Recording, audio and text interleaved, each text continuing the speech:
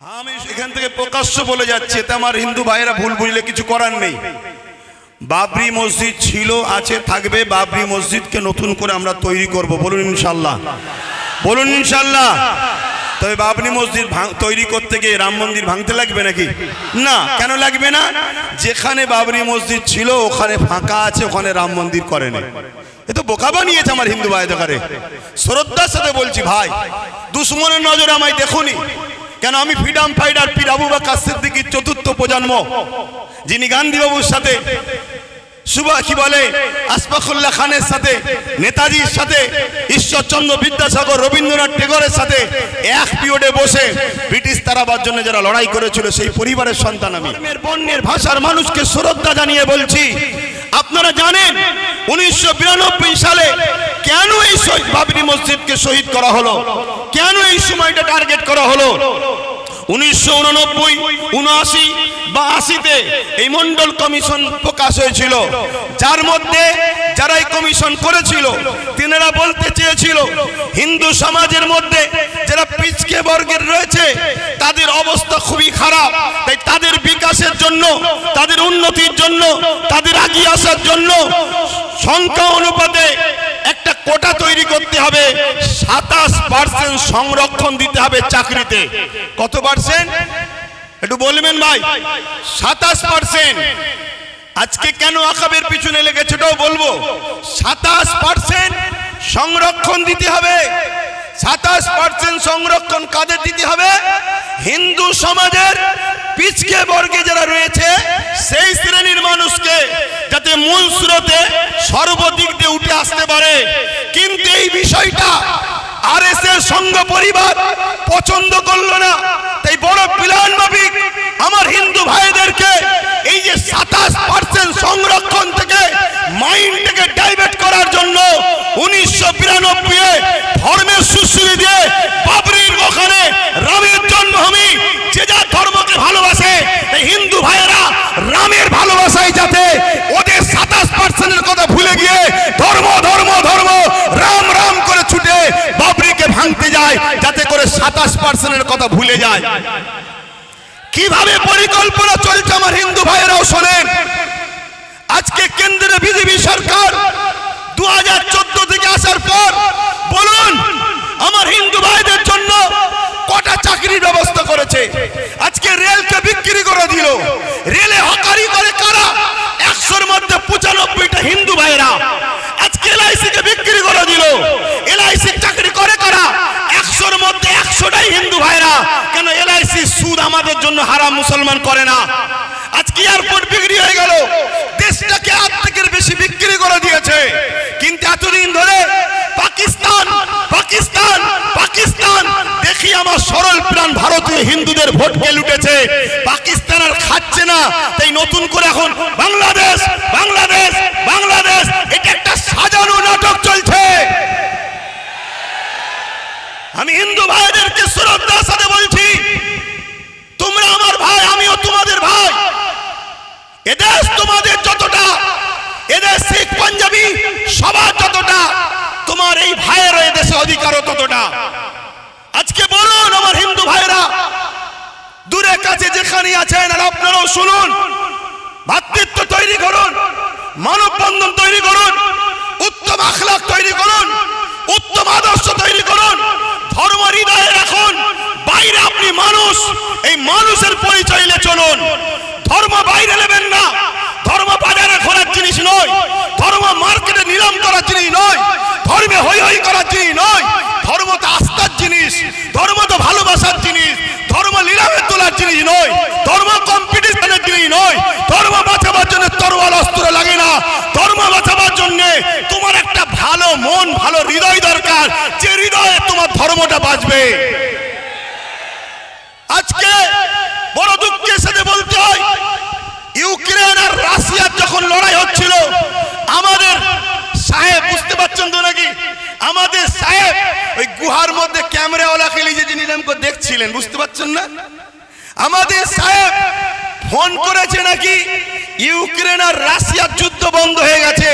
সামান্য একটা ছোট্ট দেশ বাংলাদেশ, ও দেশে যদি আমার হিন্দু ভাইদের উপরে জুলুম হয়, তাহলে আপনি কি করছেন? পার্টি করছেন?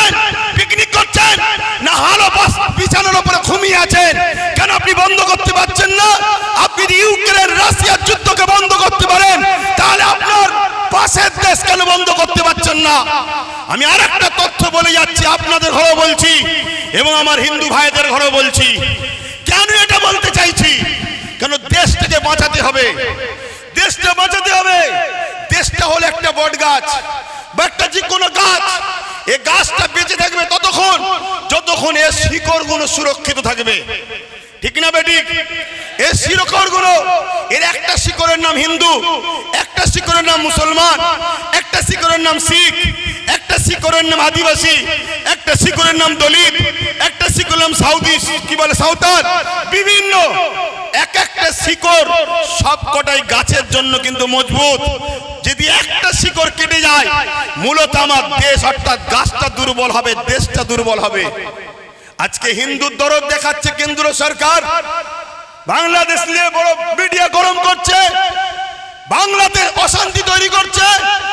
কিন্তু আমি জানতে চাই, আমাদের পাশে নেপাল 95% হিন্দু, সেই দেশের সঙ্গে ভারতের সম্পর্ক ভালো নেই কেন? কেন্দ্র সরকারকে জবাব দিতে হবে। কথা বলেন, জবাবের দরকার আছে না নাই? তুমি যদি এতই হিন্দু দরদি সরকার হও, এতই যদি হিন্দুদের ভালোবাসো, তাহলে জবাব দাও। যখন ডোনাল্ড ট্রাম্প আহমেদাবাদ স্টেডিয়ামে উদ্বোধন করতে আসছিল, রাস্তার দুদিকে গরিব হিন্দুদের বাড়িগুলোকে যাতে ডোনাল্ড ট্রাম্প দেখে ফেলে বড় পর্দার আড়াল করে দিয়েছিল কেন? তারা কি মানুষ নয়? তারা গরিব হয়েছে বলে কি মানুষ নয়? মনে রাখবেন, এ সব রাজনীতির রুটি শাখার চক্রান্ত। আজকে 95% নেপালের সঙ্গে ভারতের সম্পর্ক নেই। ভারতের প্রতিবেশী চতুর্দিকের দেশগুলোর খবর নেন, সবার সঙ্গে সম্পর্ক খারাপ ছিল। যদিও বা বাংলাদেশের সঙ্গে সম্পর্ক, এই অপদার্থ সরকার আসার পরে ওই বাংলাদেশের সঙ্গে সম্পর্কটা আমাদের খারাপ হয়ে গেছে। খুব ঠান্ডা মাথায় শুনুন, এই দেশে পৃথিবীর বুকে বড় বড় দেশ সব নেই, আর সব টুকরো টুকরো হয়ে গেছে। বড় বড় দেশ নাই, সব টুকরো টুকরো হয়ে গেছে। বড় দেশের মধ্যে আমার দেশ, আমার মাতৃভূমি, আমার হিন্দুস্তান একটা বড় দেশ আছে, আর একটা হলো চীন বড় দেশ আছে। নিশ্চয়ই আপনারা জানেন, চীন আমার ভারতবর্ষের একটা বড় অংশকে দখল করে নিয়েছে, বড় একটা জায়গাকে দখল করে নিয়েছে। সেই জায়গাতে তার প্রতিবাদ না করে আজকে মধ্যে মানুষে মানুষ বিভাজন তৈরি করতে চাইছে। মনে রাখবেন, তাহলে কিছু সমস্যা এই করিস তোরা। আমার বেলাতেই সব সমস্যা হয়। কি হলো?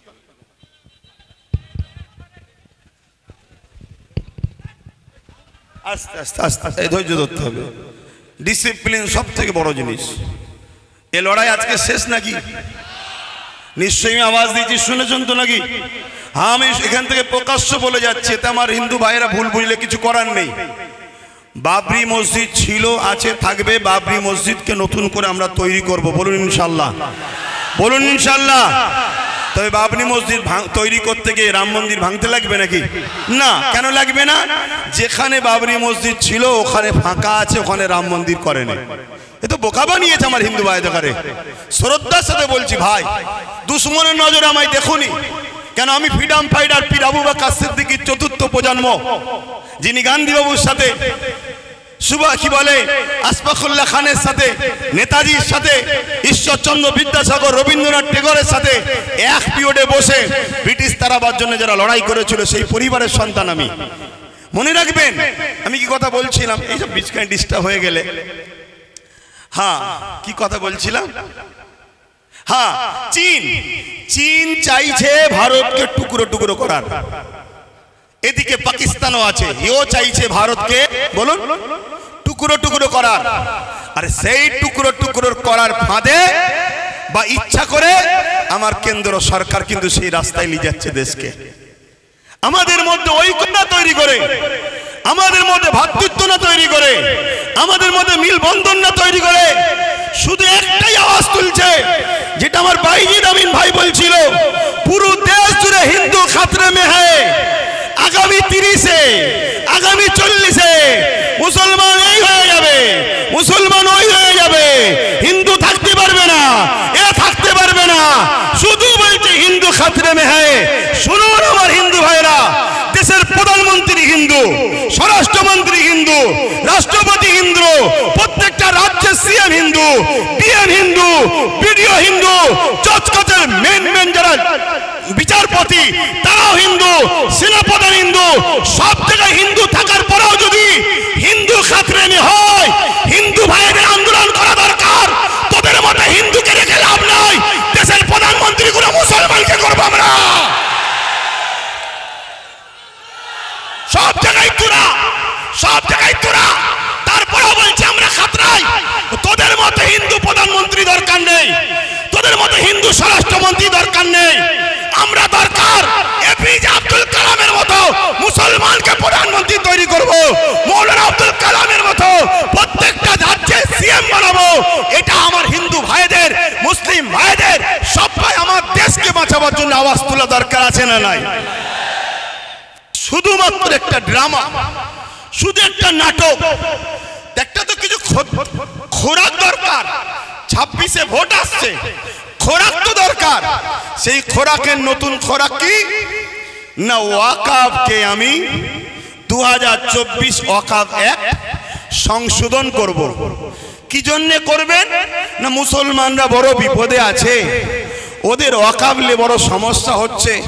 আপনি ঠিক বলেছেন, এই পর্যন্ত শুনছেন তো, এ পর্যন্ত আপনি ঠিক বলেছেন, কিন্তু আপনার ঠিক কথার মধ্যে নিয়তটা কিন্তু ভালো নাই। আপনার নিয়ত ভালো নয়। আপনার নিয়ত কি? ওয়াকাফ সংরক্ষণের নামে পীর আব্বাস আলী গোরাচাঁদ রহমাহুল্লাহ হুজুর, যিনি এখানে লুহা তারেতে, লুহা বেড়াতে, জানেন না, চাপা ফুল দিয়েছিলেন, তাই এটা চাপা তলা। কথা বুঝে আসছে? সেই পীর বেড়া চাপা, বেড়া চাপা মানে বেড়ার ওপরে চাপা ফুল, বেড়া চাপা। সেই পীর আব্বাস আলী গোরাচাঁদ রহমাহুল্লাহ, তিনার 900 বিঘের ওপরে জায়গা ছিল। 77 বছর ধরে যত হুকুমত আমার পশ্চিমবাংলায় এসেছে, দুঃখ নেবেন না, সত্যটাকে একটু জানুন, তারপরে পছন্দ হয় নেবেন, না পছন্দ হয় না নেবেন। কিন্তু শোনার আগেই কেন খেপে যাচ্ছেন? 900 বিঘে জায়গাকে 77 বছর ধরে একটু একটু খেতে খেতে আজকে সেই জায়গাটা দাঁড়িয়েছে মাত্র 92 শতক। কত বিঘে জায়গা বলবেন তো? 900 বিঘে, 900 বিঘে জায়গা। আমার রাজ্যের হিসাব দিচ্ছি, তাহলে বুঝবেন কেন্দ্র হঠাৎ করে বিল কেন করতে চাইছে। সেটা দাঁড়িয়েছে কত?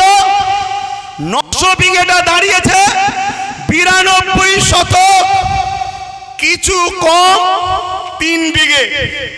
কথা বুঝলেন? 900 বিঘের থেকে বেঁচে আছে কিছু কম 3 বিঘে। এখন মোদি বাবু হঠাৎ করে ভাবছে ওই 3 বিঘেটা তোরা খেতে পারবি না, এটা আমি খাবো। এজন্য বিল বানাতে চাইছে। যদি মুসলিমেরই সংরক্ষণ দরকার, তাহলে হাজার লক্ষ বিঘে হিন্দু ভাইদের দেওবদ্ধ সম্পত্তি আছে, সেই দেওবদ্ধ সম্পত্তি থেকে হিন্দু ভাইদের বিকাশ করুন, হিন্দু ভাইদের শিক্ষার ব্যবস্থা করুন, হিন্দু ভাইদের রুজি রুটি থাকার ব্যবস্থা করুন। আদিবাসী ভাইদের জল জঙ্গলের সম্পদ কর্পোরেশনরা লুটে লুটে বড় বড় বিল্ডিং তৈরি করে ফেলছে। আপনি যদি উপযুক্ত প্রধানমন্ত্রী হন, দেশকে যদি ভালোবাসেন, দেশবাসী সবকা সাথ সবকা বিকাশ যদি চান, তাহলে জল জঙ্গলের দখলকৃত সম্পদকে উদ্ধার করে আদিবাসী ভাইদের শিক্ষা, স্বাস্থ্য, রুজি রুটি, কর্মসংস্থান মূল সুরাতের দিকে টেনে নিয়ে আসুন। না, উনি শুধু মুসলমানদের দরদি হয়েছে। শুনছেন তো নাকি? এদিকে বলছে হিন্দু খাতরে মেয়ে, আর প্রধানমন্ত্রী বলছে মুসলমানদের আমি উপকার করব। এই নাটক বুঝতে বাকি নয়। উনি এই বিলটা তৈরি করে পুরো দেশের 27 লক্ষ বিঘে সম্পদ, অঙ্কটা মনে রাখবেন, পুরো দেশ জুড়ে 27 লক্ষ বিঘে সম্পদ আছে। এই 27 লক্ষ বিঘে সম্পদকে পুরো গভর্নমেন্ট হাত করতে চাইছে। অর্থাৎ কেরলে 1400 বছরের একটা মসজিদ আছে, বাদশা চিরামান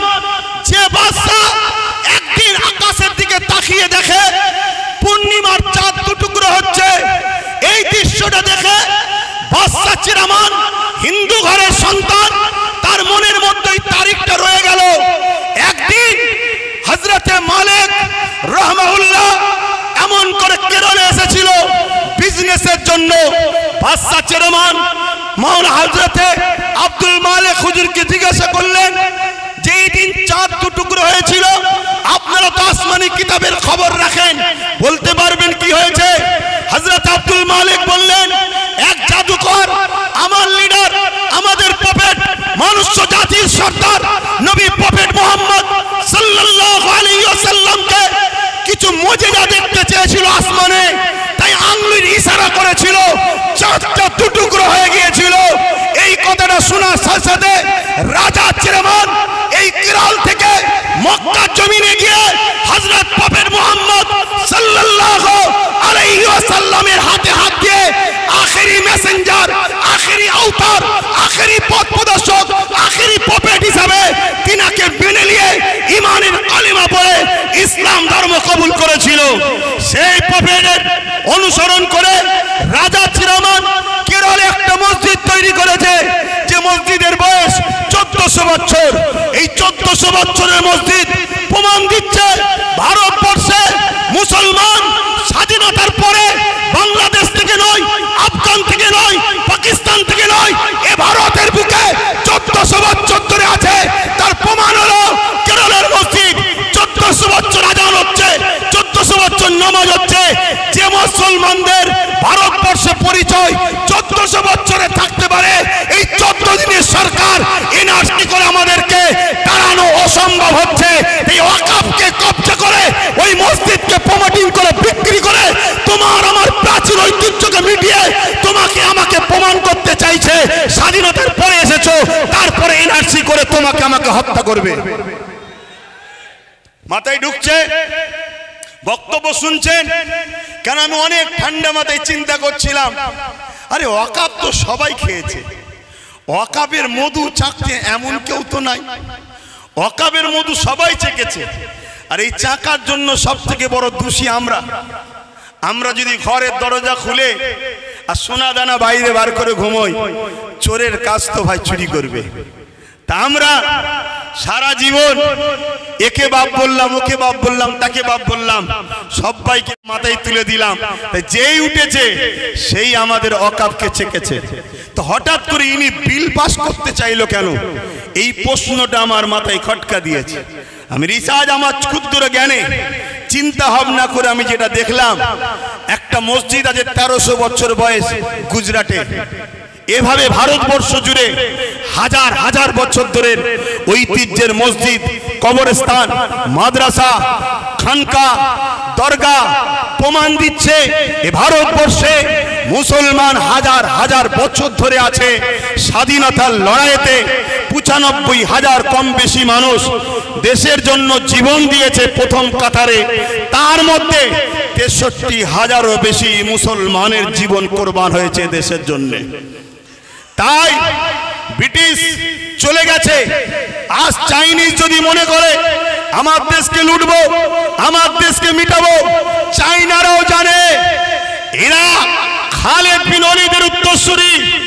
এরা জানে এরা হযরতে সিদ্দিক আকবরের উত্তরসূরি, ফারুক আজমের উত্তরসূরি, হযরতে মওলা আলীর উত্তরসূরি। অতএব এরা থাকা অবস্থায় ভারতের ক্ষতি পৃথিবীর কোন দাদা করতে পারবে না। তাই বড় প্ল্যান করে আজ ক্ষমতাশালী যারা, তাদের দ্বারা বিভাজন তৈরি করার ষড়যন্ত্র করছে। মনে রাখবেন, এই লড়াই আমাদের সাংবিধানিক অধিকার লড়াই। আমার আগে বাইজিৎ ভাই বলছিলেন 1947 আইন তৈরি হয়ে গেছে ভারতবর্ষে। আজকের দিন থেকে যেটা মন্দির মন্দির থাকবে, যেটা মসজিদ মসজিদ থাকবে, যেটা গির্জা গির্জা থাকবে, ওখানে তুমি হাত আর দিতে পারবে না। কিন্তু দুঃখের বিষয়, কোর্টের মধ্যে কিছু জজ হয়েছে, তারা আজকে মুখ চাওয়াচাই করে দেখে, আইনকে দেখে না, আইনকে তারা রেখে দিয়েছে। তাই বোম্বাইয়ের এক মসজিদে সার্ভের নামে নোটিশ যেই দিয়েছে, 1.5 ঘন্টার মধ্যে নোটিশ ধরিয়ে দিয়েছে সার্ভের। সেই সার্ভে করতে গেল, মসজিদ কমিটি হেল্প করলো, সার্ভে হয়ে গেল। পরের দিন সকালবেলা সকাল 6টায় আবার গেছে। কেন? গতকাল তো সার্ভে করলেন, আবার আজকে আসছেন কেন? না, একটা অশান্তি লাগাতে হবে, একটা ফিতনা লাগাতে হবে। গতকালকে হয়নি, ওই অশান্তি হলো, সেই অশান্তিতে প্রশাসনের গুলিতে পাঁচটা নিরীহ ভারতীয় জীবন চলে গেল। তার মধ্যে 17 বছরের একজন যুবক, সে গরিব, খেলনা বিক্রি করছিল, তার বুকে যে গুলি লাগলো সেও মারা গেল। এটা হলো আজকের ডিজিটাল ইন্ডিয়া আমার মোদি সাহেবের। আজকে মনে রাখবেন, এই চক্রান্ত পুরো দেশ জুড়ে করছে, এর পিছনে কিন্তু আমাদেরও অন্যায় আছে না নাই? কথা বলুন কেন? ৭৭ বছর ধরে যখন টুকটুক করে খাচ্ছিল তখন আমরা চুপ করেছিলাম, আজকে পুরো লিকে লিয়ে খাওয়ার চেষ্টা করছে।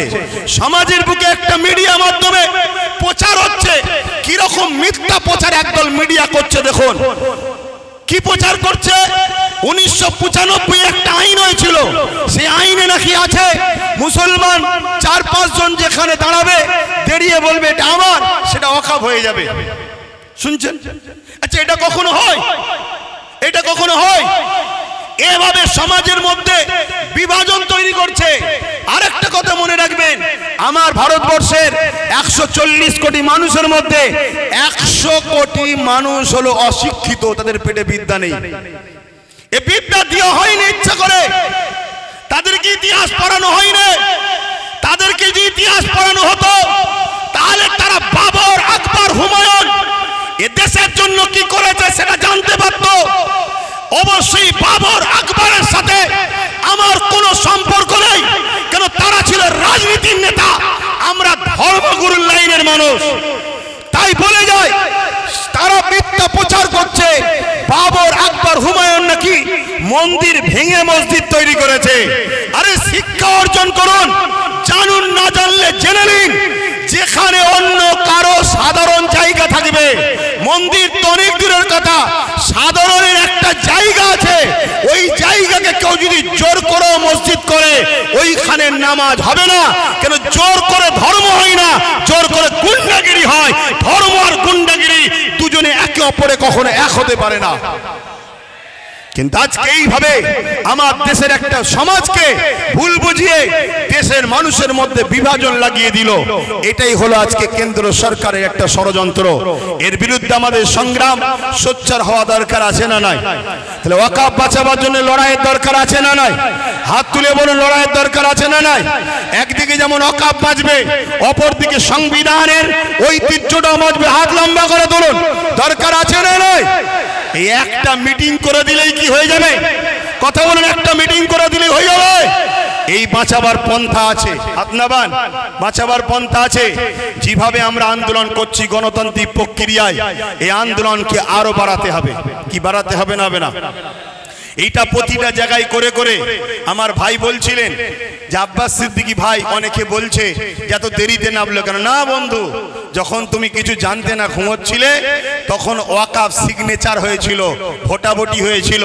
সেই সময় কোনো দাদা, কোনো মুফতি মাওলানা কেউ নিজের বাড়ি ক্যাম্প তৈরি করে মানুষের ফরমে সই করায় না, সেটা আব্বাস সিদ্দিকী করেছিল।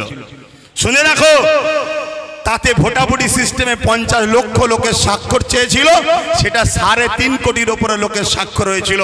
সেটা আমি আমার বাড়িতে ক্যাম্প তৈরি করে মানুষকে দাওয়াত দিয়ে খাইয়ে সই করিয়েছিলাম যে ওয়াকফের বিরুদ্ধে সই করো, যে আমরা ওয়াকফ বিল চাই না, আমাদের যেটা আছে সেটাই থাক। বুঝে আসছে? দ্বিতীয় নম্বর কথা শোনো, আজকে এইখানেই শুধু শেষ করে দিলে হবে না, প্রতিটা জায়গায় করে করে, প্রতিটা জায়গায় আন্দোলন করে করে আমাদেরকে পশ্চিম বাংলার রাজধানী কলকাতায় যেতে হবে। প্রয়োজন হলে আমরা ব্রিগেড যাব। আপনারা প্রস্তুত আছেন? হাত তুলে বলেন, প্রস্তুত আছেন? প্রস্তুত আছেন? হাত নামান। ওই কে কে আসবে প্রশ্ন করবেন না, কে কে আসবে প্রশ্ন করবেন না। আমি একা থাকবো, সঙ্গে আওলাদে আল্লামা থাকলে অসুবিধা আছে আপনাদের? হাত তুলে বলেন, অসুবিধা আছে? কেন?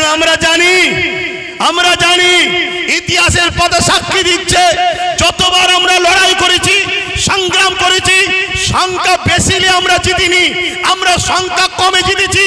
সংখ্যা বেশি হবে আর তার মধ্যে যদি মুনাফেক ঢুকে যায় তাহলে আমাদের হার কিন্তু অনিবার্য, হারতেই হবে।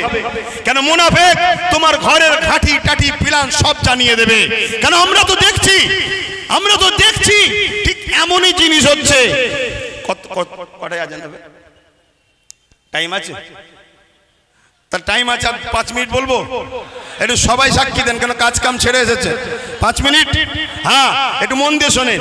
আমরা তো দেখছি সেই প্রবাদ বাক্য আছে না, পাড়ায় চোর পড়েছে, সবাই বেরিয়ে পড়েছে, চোর ধরো চোর ধরো চোর ধরো। আর চোরও ওই বিষখানে ঢুকে বলছে চোর ধরো চোর ধরো চোর ধরো, বলছে না বলে না? আরে কলকাতায় ভিআইপি জায়গা ওয়াকাবে রাজ্য সরকারের আজকে আমলা বলেন, নেতা লিডার বলেন, তারা সব দখল করে বসে আছে। তারা আবার ময়া কাদা নেবে, কাঁদছে মুসলমান, চিন্তা করুনি আমরা তোমাদের অখাপ বাঁচিয়ে দেবো। আচ্ছা বলুন, এটা কি ধোঁকা নয়? কথা বলেন, ধোঁকা না ধোঁকা নয়? কেন আমরা নাম ধরে বলতে পারি, কালীঘাটে টিপু সুলতানের সন্তানের মাজার রয়েছে, তার কবরের ওপরে দোকান হয়ে গেছে, ওটা ওয়াকাফের জায়গা। আমি বললাম না আপনাদের পীর গোড়াচাঁদ আব্বাসী হুজুরের 900 বিঘে জায়গা আজকে হয়ে দাঁড়িয়েছে কত? 92 শতক। এই লড়াইটা করতে হবে, কিন্তু এই লড়াই কোন গাদ্দার মুনাফিককে নিয়ে নয়। এই লড়াই আমরা সংগঠিত হব। প্রকৃত যারা সংবিধানকে ভালোবাসে, প্রকৃত যারা ইমানদার, আমরা সংগঠিত হয়ে এই লড়াই শুরু করেছি। ইনশাআল্লাহ এই লড়াইয়ের শেষ ইনশাআল্লাহ আমরা করেই দেখাবো, বলুন ইনশাআল্লাহ। আরেকটা ছোট্ট নমুনা দিয়ে যাচ্ছি। এই নদী পার হলেই উপরে চুচুড়ায় একটা মসজিদ আছে, মাদ্রাসা আছে, 1000 বছরের, যারা আজকের বাজার 10-20 হাজার কোটি টাকা, সেই সম্পদে তালা মেরে দিয়েছিল। আজকের যিনি সরকার রয়েছে কেন্দ্রে, এই রাজ্যে তালা মেরে দিয়েছিল। অনেকে আন্দোলন করেছে, খুলতে পারে না। অনেকে আন্দোলন করেছে, খুলতে পারে না। মাত্র 12 থেকে 15 হাজার যুবক নিয়ে আহলে সুন্নাত ওয়াল জামাত আন্দোলন করেছিল। তালা খুলে আসর মাগরিবের নামাজ পড়ে সেখান থেকে এসেছিলাম আমরা। কারণ ইমানদার কখনো হুকুমতকে ভয় করে না, ইমানদার সৃষ্টিকর্তাকে ভয় করে, ইমানদার বোমকে ভয় করে না, কামানকে ভয় করে না, বন্দুককে ভয় করে না, শাসকের রক্তচক্ষুকে ভয় করে না। ইমানদারের হৃদয়ে আল্লাহর ভয় রয়েছে। তাই যখন আমরা 4টে পর্যন্ত পারমিশন ছিল, 4টে পার হচ্ছে, আমরা দাবি রেখেছি নামাজ পড়বো, তারপরে ঘরে যাবো, আর নাই খাটিয়া করে যাব। তখন র‍্যাব না বাজছে, র‍্যাব ভয় দেখাচ্ছে, র‍্যাব না বাজছে। আমি মাইকে বলেছিলাম, আজ আমরা 14-15 হাজার র‍্যাব নিয়ে দিয়ে পিটবে, সংবিধান বিরোধী কাজ করবে। কাল থেকে যেখানে পাবো সেখানে আমরাও পিটিয়ে দেখিয়ে দেবো। এ দরকার আছে না নাই? আমরা কি এদেশে জন্ম হয়েছি শুধু লাঠি খাবার জন্য, মার খাবার জন্য, ভিক্ষা লিবার জন্য? আমরা সংবিধান বিরোধী কোনো কাজ করিনি, আগামীতেও করবো না, ঠিক না বেটি? তুমি আমার মসজিদে তালা মারবে, আমার মাদ্রাসায় তালা মারবে, আর আমি বলতে গেলে তুমি প্রশাসনের পাওয়ার দেখাচ্ছ। ওই প্রশাসন তোমাকে তো আমরা দিয়েছি। তাই আজকে সংখ্যা কম মেরে নেবে, কালকে বাংলা জুড়ে যেখানে পাওয়া প্রতিশোধ তুলে সংবিধানের হক আদায় করে দেখিয়ে দেবো। সংবিধান রাইট দিয়েছে না দেয়নি? কথা বলুন, দিয়েছে না দেয়নি? আব্বাস সিদ্দিকী ফালতু বকছে না। সংবিধান বলেছে কেউ যদি তোমার উপরে জুলুম করে, রাইট আছে তুমি প্রতিশোধ নাও।